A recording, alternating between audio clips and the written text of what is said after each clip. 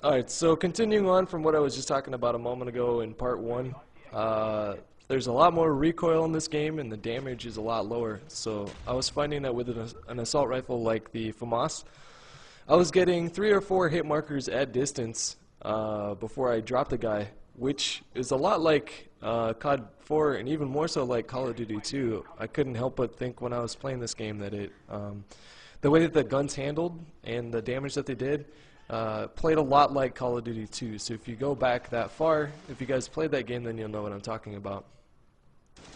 And here I was absolutely clueless and I just get shit on. For this match and for the match that I was playing after this, I actually didn't have any audio in my headphones, and so I was playing with this sort of weird handicap. I ended up doing alright anyways. And then I played another match of a different game type, which I'm going to upload a little bit, some clips from that later on. But that mode I just really kind of sucked it up. But I'm not really showing this gameplay for you guys to sit here and say, oh my god, you're so pro at this game. It's more just so you guys can see what this game is all about. So I'll go right into questions that, for those of you guys that were following me on Twitter and asking me questions about the game, a lot of you guys are asking about the dive to prone.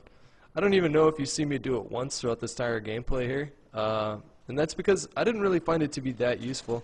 In fact, I think a lot of people are going to be, yeah, here's a little RC car. I think a lot of people are going to be doing that on accident when they try to drop shot. So the way that you dive to prone is if you're sprinting and you just hit the prone button, or I don't know if you hold it or if you just tap it, but you'll dive. And while you're diving, you can't shoot at all. It's purely an evasive tactic. And when you do it, the animation takes a minute before you can get out of that animation. So it's basically just to kind of get around corners if you're getting shot at, but it's not an offensive maneuver whatsoever.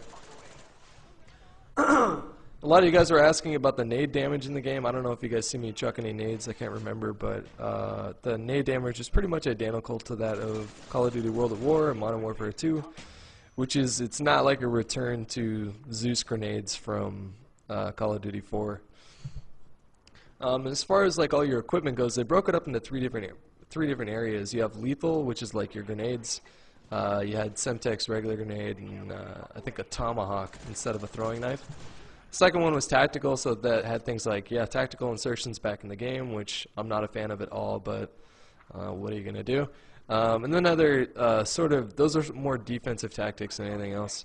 And then your third one was a piece of equipment, and that's the things like the mobile camera, motion sensors, radar jammers, things like that.